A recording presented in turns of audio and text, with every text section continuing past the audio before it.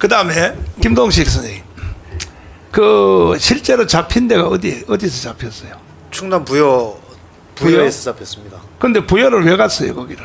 그때는 저 부여에 네. 그 정각사라고 하는 작은 절이 있었는데 네. 거기에 스님으로 위장한 간첩이 거기에 있다. 스님으로 위장한 간첩? 예. 아니 스님도 간첩으로 위장해서 아니 그러니까 간첩이 스님으로 위장한 거죠. 승복 다 입고 머리 깎고 그렇게 하고 이제 북한에서부터 난파가 됐습니다. 그게 이제 공주에 있었어요. 부여에 이제, 부여에. 예. 근데 그 사람을 접촉하러 갔어요. 예. 거기에 거기 접선하러 갔습니다. 접선하러. 이선실처럼 접선해 가지고 데리고 가려고. 데리고 가려고. 예, 예. 그러면 실제로 접선을 했어요. 접선을 못 했습니다. 왜요? 접선하러 가서 결국 총격전이 붙었는데 왜냐하면 이분이 80년에 난파가 됐는데 80년 봄에 난파가 됐어요. 스님으로 위장하고 들어왔는데 그해 가을에 경찰에 검거가 됐습니다. 그리고 나서는 이제 전향을 했죠. 그러니까 그 사람은 거기에 없고 이 사람 대신에 이제 국정원 경찰관들이 가서 잠복하고 있었죠. 하하. 저 목사님 그 배경 설명을 해드릴게요. 네네네. 1980년대에 저희 그 당시 서울시 경찰국의 대공분실에서 그 간첩을 권모 간첩을 전두식인데요. 여기 이름이 검거를 했습니다. 이 전두식이를 체포한 사실을 보안에 붙이고 걔가 가져갔던 무전기하고 난수표, 아무대표를 가지고 우리가 지금 게 우리 김동식 잘 몰라요. 자 이거 어떻게 그래서 저희가 스님으로 내려온 게 아니라 역공했구만 역공. 그래가 역공을 했죠. 계속 정기적으로 보고를 했습니다. 아하. 보고를 하고 했는데 이제 내려온다고 연락이 온 거예요. 북에서 이제 그때는 우리가 전두식은 이제 밖으로 배출을 하고 우리 대공 경찰이 그 공격을 했죠. 그래가지고 내려온다 하니까 이제 그때 그 진관 스님이라고 했는데요.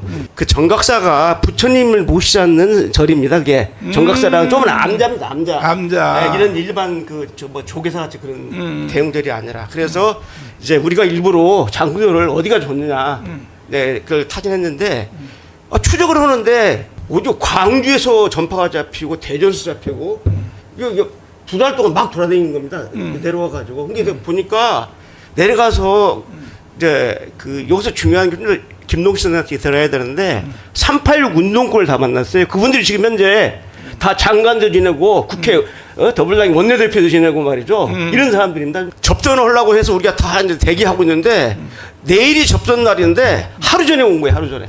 근데 우리는 이제 여기렇게 있는데 갑자기 그 스님 얘기를 하니까 저 밑에 밭에서 지금 저거 있는데 잠깐 기다리라 했는데 낌새를 알아채고 이제 친 겁니다. 그러니까 부여에 그 간첩 그 머리 깎인 사람 없어요. 그건 없고 우리가 만들어낸 일입니다. 그러니까 걔는 이제 집에 보내가지고 사회 배출시키고 우리 대공 경찰이 계속 역공을 해가지고 거기서 만나서 접전하자고 한 거죠. 그렇군요. 이미 변절했다 봅니다. 이미 변절했다. 변절에 이제 그 검거돼가지고 그냥 그걸로 전향한 거죠. 이거 변절된 거대 해서 북한에서 살아있는 것처럼 계속 북한식으로는 변절이고 그렇죠. 우리나라 쪽으로는 전향했다. 그래서 그렇게 된 겁니다. 그래서 그런데 거기에 사람이 있는 줄 알고 당연하죠. 부여에 갔다는 얘기죠. 저 유동열 박사한테 걸렸네. 아니 저는 대공 분석이 우리 제자들이 해봤죠. 우리 선배들이. 사실은 뭐 저희도 뭐 몰랐던 건 아니고요. 알았어요? 어느 정도는 알고 낌새가 이상하니까. 낌새가 있었기 때문에 알고 갔죠. 그러니까 그 알았다고 하는 게 그 표시가 뭐냐면 저희가 총을 갖고 간 겁니다. 권총을 가지고 갔는데 제가 잡히긴 했습니다만은 그 당시에 북한 공작 지도부가 완전히 저희하고 약속을 어겼어요. 그 당시에 그 스님을 접선할 때 원래 스님한테는 얘기를 안 해주게 돼 있습니다. 그것도 반지 없어요? 거기는? 거기는 없었습니다. 말을 이렇게 힌트를 안 주게 돼 있는데 거기다 힌트를 준 거예요. 그러니까 결과적으로는 경찰한테 힌트를 준 거예요.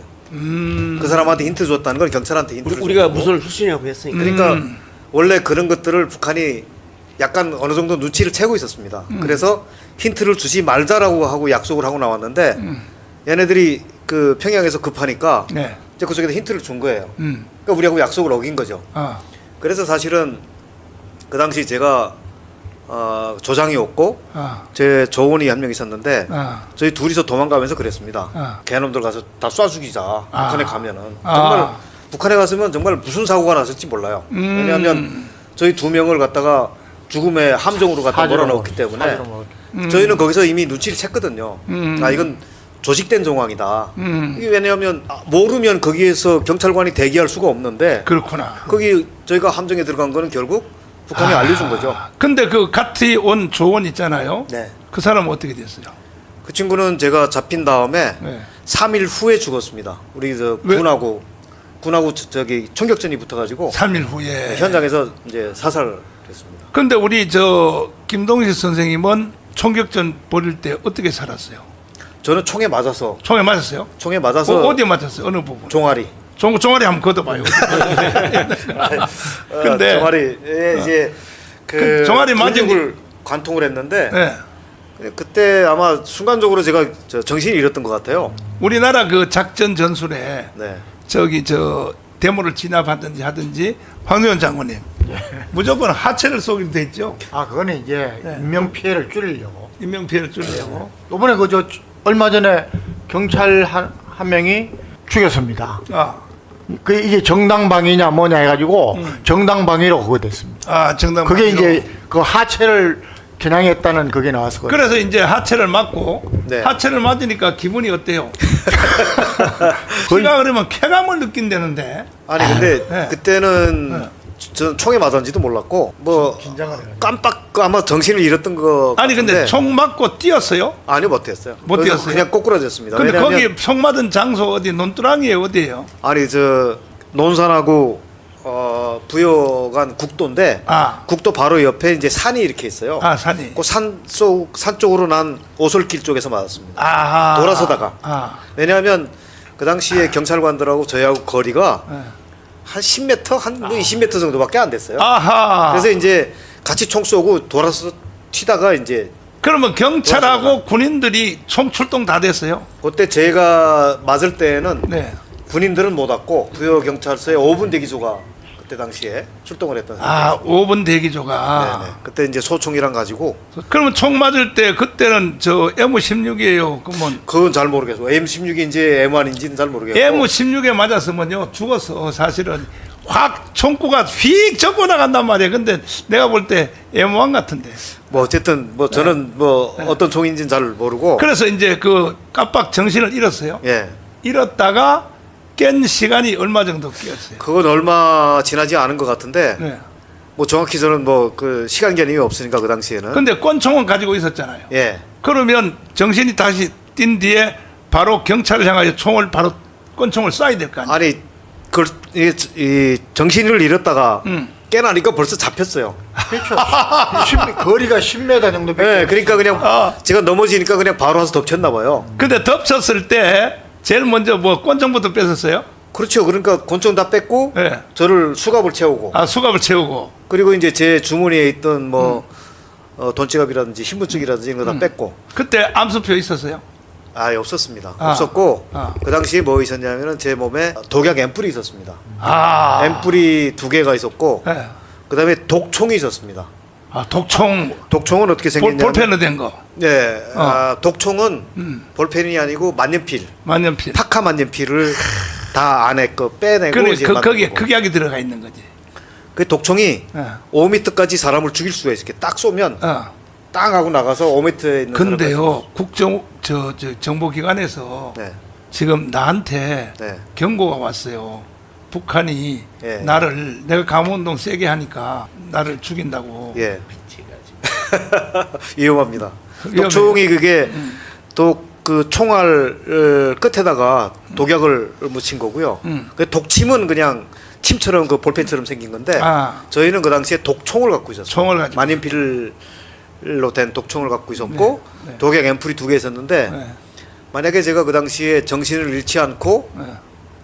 잡힐 상황에 처했다 그러면 아마 앰플 깨물고 죽었을 가능성이 많습니다. 총에 맞는 바람에 아이러니하게도 잡히는 바람에 살았습니다. 잡히는 바람에. 예.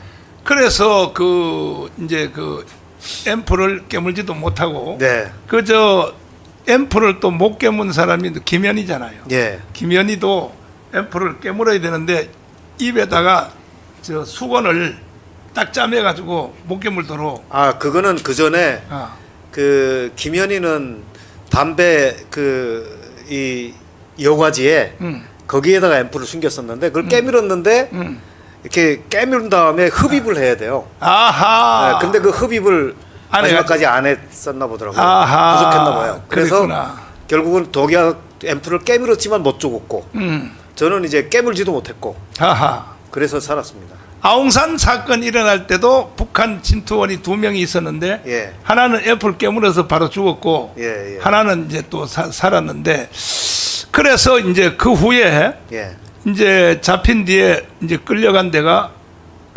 미안한데 그 당시에는 경찰에서 네. 저를 이제 잡았기 때문에 어느 경찰서로 갔어요? 그 당시에는 여기 서울 경찰청으로 왔습니다. 아 서울경찰청으로. 서울청 대공부실이죠. 아, 근데 치료는 해야 될 거 아니야 다리를. 그때 잡혀가지고 어딜 갔냐면 맨 처음에 간 데가 저기 부여 경찰서에 들어갔어요. 아, 부여경찰서. 경찰서에 가서 이제 유치장에 들어가 있는데 부여 시내에서 아마 그 외과 의사가 왔죠. 아, 와가지고 왔어. 저를 이렇게 보더니 어. 이렇게 막 처치를 하더니 어. 아 이게 총알이 들어가 박힌 것 같은데요. 그리고 갔어요.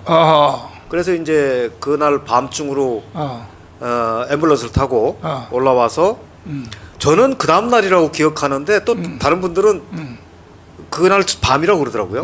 근데 어딜 갔냐면 경찰병원에 갔습니다. 경찰병원. 경찰병원에 가서 엑스레이를 찍었는데 네. 엑스레이를 딱 찍고 나서 판독을 해보니까 그 의사가 하는 말이 관통했네요 그러더라고요. 아 관통했구나. 예, 아. 그래서 이제 관통한 줄을 알았고 그래서 거기서 이제 관통을 하면 그냥 뭐 이 상처처럼 일반 상처처럼 그냥 처치하면 끝납니다. 아니 근데 수혈이 피가 많이 나올 텐데. 피를 그 당시에 제가 잡혀서 부여경찰서까지 이제 이 차를 타고 갔는데 그렇죠. 저는 그 당시에도 내가 총에 맞았는지를 몰랐어요. 사실은. 왜냐하면 뭐 누구도 그걸 얘기해 주는 사람도 없고 저도 그때 당시 정신을 깜빡 잃었기 때문에 어떤 상황이 벌어진지를 모르고 네. 차에 타려고 이렇게 두 사람이 저를 두 사람이 저를 양 팔에 끼고 데리고 가는데 이 왼쪽 다리에 맞았는데 왼쪽 다리를 이렇게 딱 디드니까 다리가 없는 것 같아요. 아. 그냥 완전히 고꾸라졌습니다. 아하. 그래서 이게 뭐지? 그리고 이제 그러다 보니까 이 두 사람이 이제 저를 질질 끌고 가서 이제 차에다 태웠는데 태워가지고 이동을 하는데 가만 보니까 이게 뜨끈뜨끈한 게 밑으로 막 흐르더라고요. 그러니까 이게 계속 피가 흘렀던 거예요. 피가 흘렀지. 그래서 이제 그 부여경찰서 들어가니까 바로 일단은 다리를 올리고 그 지혈을 시키고 그다음에 의사를 부르고 그래서 그때 처치를 해가지고 그 다음부터는 피를 흘리지 않았기 때문에 큰 문제는 없었습니다. 아. 그다음에 이제 저 경찰청에서 치료를 받고 난 뒤에 네. 그 다음에는 어디로 이동했어요? 그때 경찰청 그 대공분실에서 네. 한 거의 한 달 동안 아마 조사를 받은 것 같아요. 한 달 동안? 예, 그렇게 하고 나서 이제 국정원 쪽으로 또 넘어갔죠. 아, 그러면 거기서 조사받은 내용은 어떤 내용이에요? 조사받은 게 뭐 제일 처음부터 이제 물어보는 거는 네.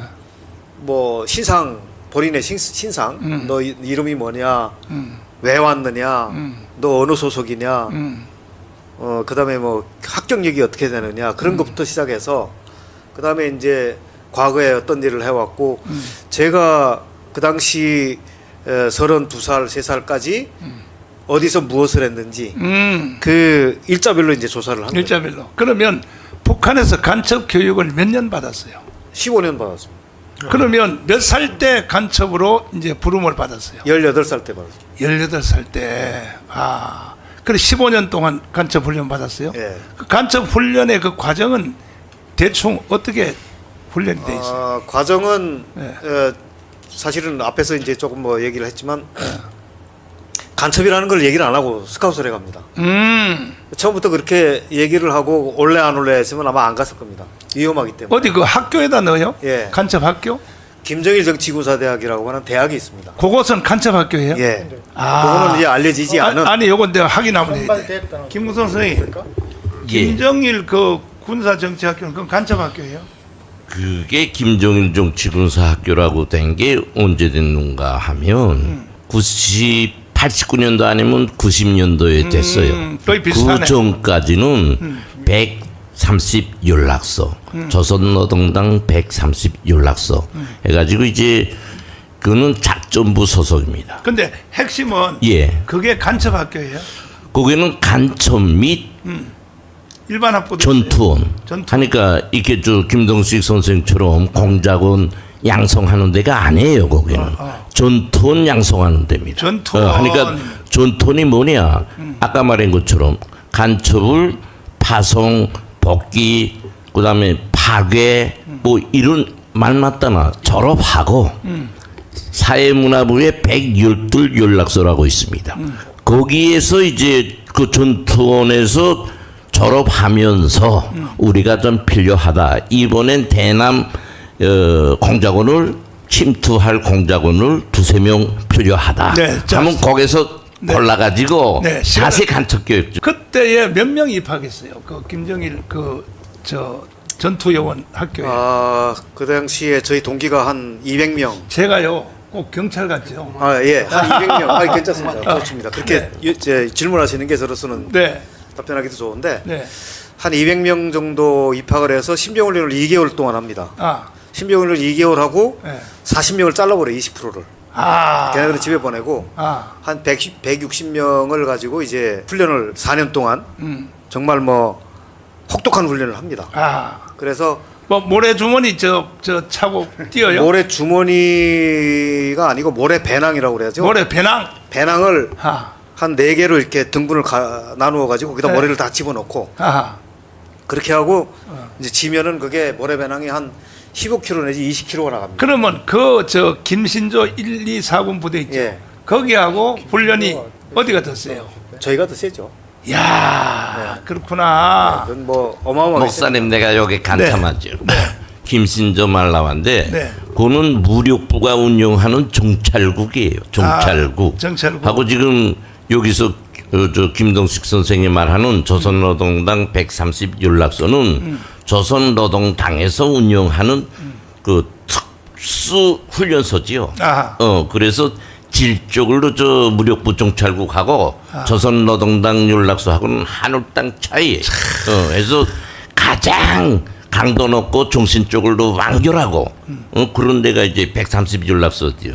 이제 그 동식 선생 말인데 그때는 4년이다 그랬지만 지금은 6년입니다. 6년 하고 각 연락소들에 파견해 버려요. 졸업하고 난 뒤에는 그 다음에 또 교육을 과정을 어디로 가야 돼요? 저는 그 당시에 졸업하면서 네.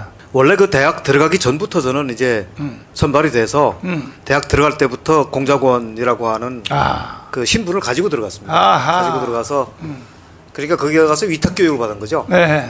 그러니까 이게 그 대학을 안 나온 사람들이 자꾸 뭐 이렇쿵저렇쿵 얘기를 하는데 네. 그 대학 시스템은 뭐 여러 가지 구체적으로 얘기하면 좀 기니까 저 같은 경우에는 위탁 교육을 받고 위탁 교육을 받았으니까 다시 데리고 온 거죠. 그렇죠. 데리고 와서 어디로 공작원을 갔어요?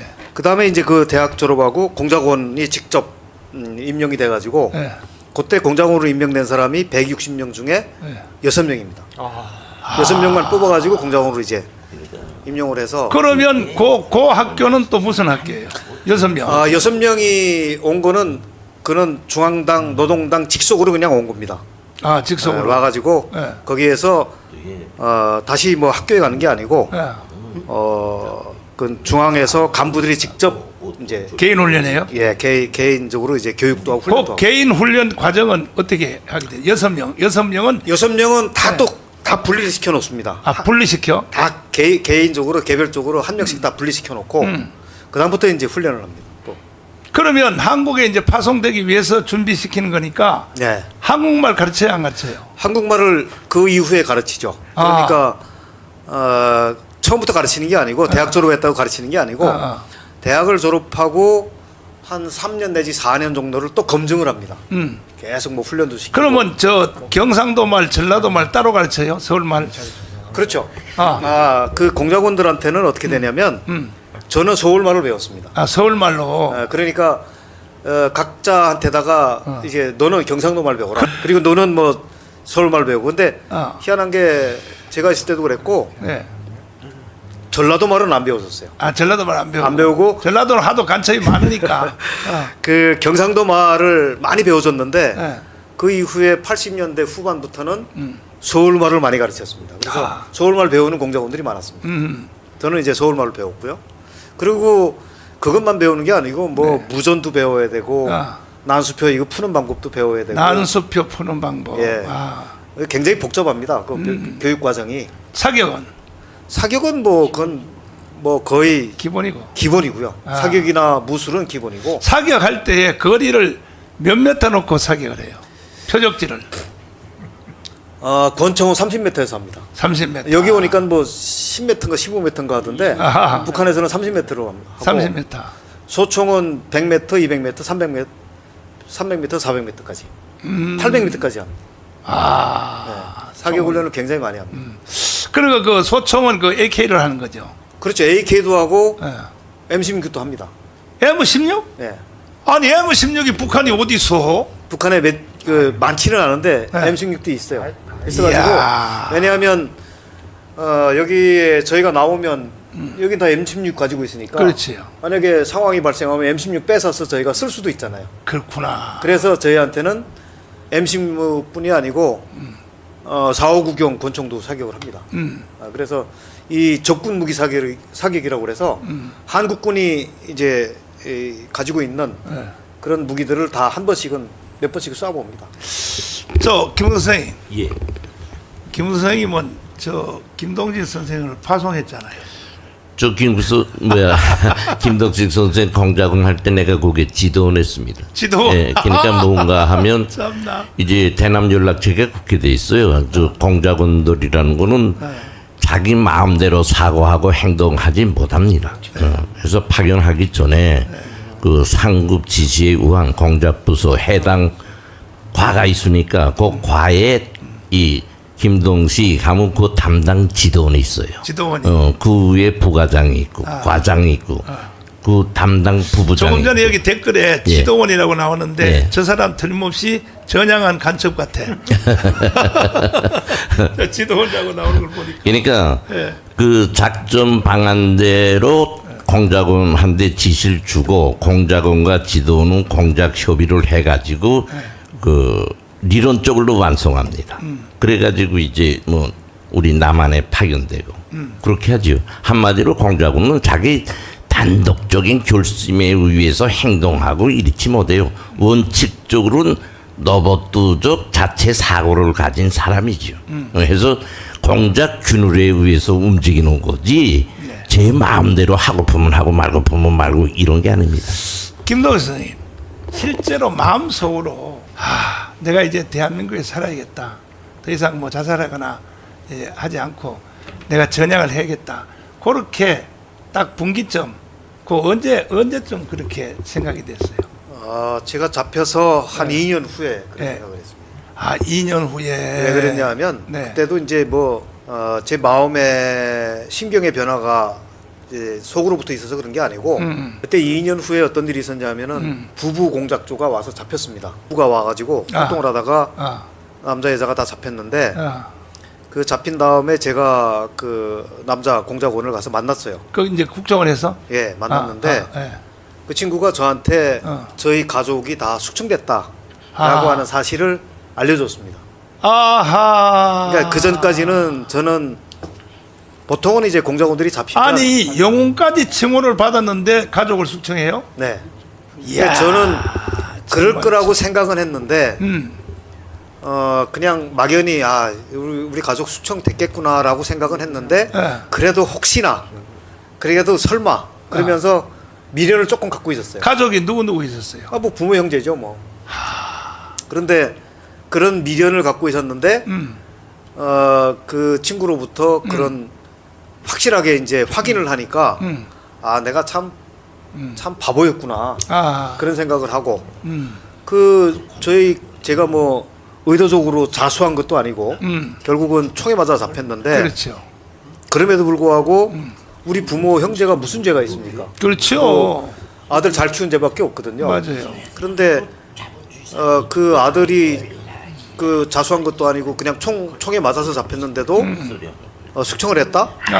그런데 그 체제를 위해서 내가 충성을 한다?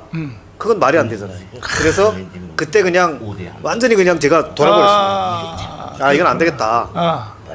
쟤네들은 결국은 내가 쟤네들하고 싸워야 되겠구나.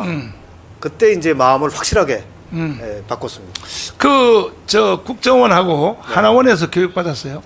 아닙니다. 저는 뭐 그런데 안 가고 하나원은 제가 잡혔을 때는 아예 없을 때고. 그러면 개인적으로 1대1로 막 서울 시내 다 보여주고 이제 교육 아니요. 저는 북한에서부터 서울을 다 알고 나왔으니까 다 알고 왔으니까. 특별히 교육받을 게 없었습니다. 아, 그래. 뭐 남한에서 병원에 어떻게 가는지, 지하철 어떻게 타는지, 네. 그건 뭐 제가 다 알고 나왔으니까 이야. 뭐 그냥 밖에다 내놓으면 저는 뭐 어. 돈만 있으면 살 수 있는 그런 능력이 있었으니까 이야. 교육은 안 받았습니다. 그 공작 파송할 때에 네. 한국 돈 줬어요? 네, 좋습니다. 아, 보통 공작원들이 나올 때는 네. 한 4,500만 원 정도는 한국 돈을 갖고 나옵니다. 아, 한국 돈을. 네, 그리고 나머지는 뭘 갖고 나오냐면 네. 미국 달러를 갖고 나옵니다. 달러. 네, 그래서 4,500만 원 왜 한국 돈을 갖고 나오냐면 네.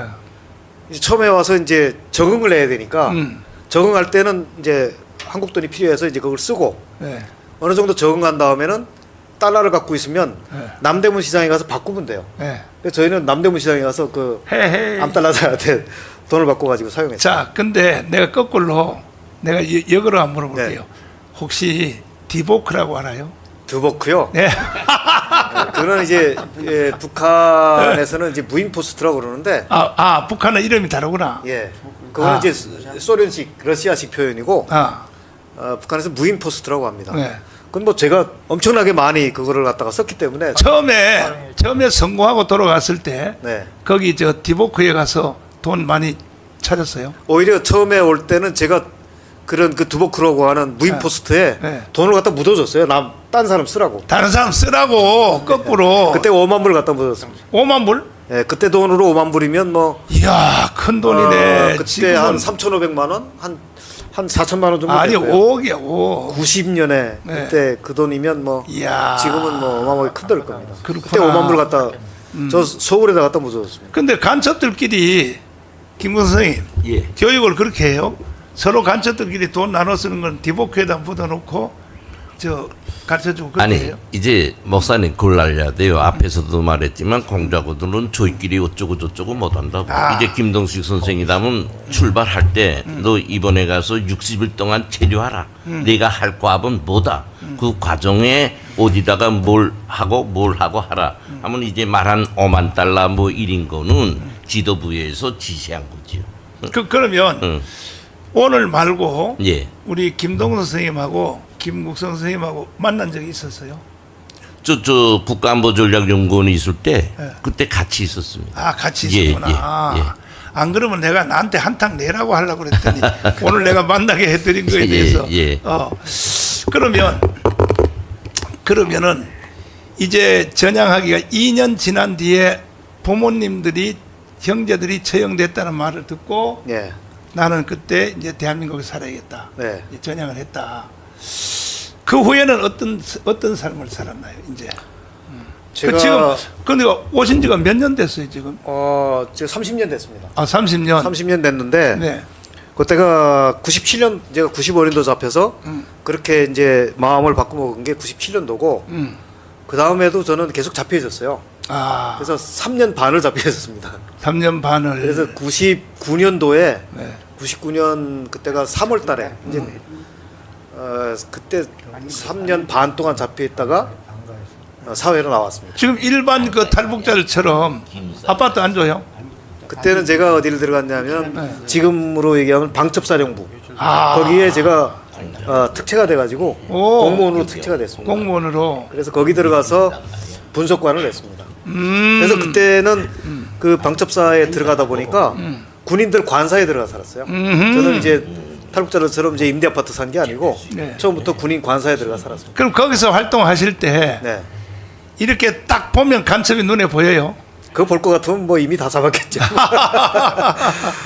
정말 뭐 저도 그랬지만 평범합니다. 우리 저 선생님이 완전히 그 잡힌 거에 대해서도 국정원에서 비밀로 할 거 아닙니까 일단은? 아니요 비밀이 아닙니다.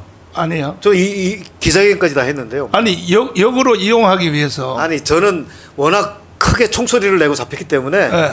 요거는 조용히 잡아야 이용을 하는 거지. 아. 저는 뭐 세상에 다 광고하고 잡혔으니까 이용을 못하죠. 하고 싶어도. 그러면 저 지금 현재 탈북자가 3만 4천 명이잖아요. 네. 그 탈북자 3만 4천 명을 그 사람들이 생각을 돌이키기가 어렵더라고 보니까. 네. 다시 북한으로 올라간 사람들이 뭐 30몇 명이 넘잖아요. 아, 예. 예. 다시. 예, 예. 그러니까는 이게 이제 자본주의하고 북한 공산주의하고 살기가 서로 차이가 나니까. 네. 북한은 그냥 가만히 있어도 그냥 뭐 임무만 때우면 뭐 먹을 거 주고 그렇게 하는 거 아닙니까? 예, 예. 그러니까 자본주의는 자기가 애를 써야 되잖아요. 예. 그러니까 그 후에 30년 동안은 어떻게 살았어요? 저는 이제 이게 공작원들 같은 경우에는 네. 북한의 일반 주민들하고 좀 다릅니다. 아. 그게 왜냐하면 저희한테는 상당히 그 자율권도 줘요. 그리고 저희를 이 남쪽에까지 와서 통제를 하지 못하니까 저희는 그냥 이렇게 좀 방치해 놓고 알아서 너희가 잘 해라 하는 그런 측면이 있습니다. 그래서 저희한테는 그냥 과제만 주고 나중에 이제 받아내는데 그러다 보니까 저희는 스스로 알아서 뭔가 일을 하고 뭐 통제가 없어도 알아서 하는 그런 습관이 있습니다. 근데 오히려 저는 대한민국이 살기가 좋더라고요. 아, 그래요? 예, 왜냐하면 그런 습관이 북한에서부터 되어져 왔기 때문에 그래서 사실은 북한은 제가 나중에 알고 보니까 저처럼 열심히 목숨을 내놓고 일했는데 보상이라는 거는 정말 보살것도 없고 잘못하면 뭐 처형돼 버리고. 그렇죠. 그래서 오히려 남쪽이 저한테는 체질에 맞았던 것 같아요. 그래서 뭐 이때까지 이제 그 방첩사 쪽에 있다가 국정원 산하에 있는 국가안보전략연구원에서 또 연구원도 하고 그랬는데 뭐 지금도 그렇고 오히려 여기가 대한민국이 더 저한테는 살기가 좋은 것 같습니다. 저 총 맞은 왼편 다리 그 비 올 때 막 쑤시거나 그런 거 없어요? 그런 거는 없습니다. 아이고, 다행이네. 왜냐하면 네. 요게 그 의사가 하는 얘기가 뼈를 조금이라도 건드렸으면 다리를 잘라야 된대요. 어허. 그런데 저는 종아리에 살만 근육만 딱 관통을 했어요. 근육만. 네, 그러니까 이제 가장 많이 쓰는 근육이 관통이 되다 보니까 아마 퍽퍽 부러진 것 같아요. 이거 굉장히 외람된 말씀인데 이해하시고 들으시고. 결혼하셨어요? 예, 했습니다. 자녀들은? 아들만 둘입니다. 아이고 복 받았네. 그러니까 잡히기를 잘했어. 진짜로 잡히기를 잘했어. 맞습니다. 부모님들은 희생을 됐지만은 그렇죠. 그런 거는 정말 가슴 아프고 그런데 아마 부모님들도 저 처형된 부모님도 하늘나라에서 너 잘했다. 오히려 부모가 뭡니까? 부모는 희생을 당해도 자식이 잘 되기를 원하는 거 아닙니까? 예. 저는 그렇게 생각합니다. 그렇죠. 예. 네.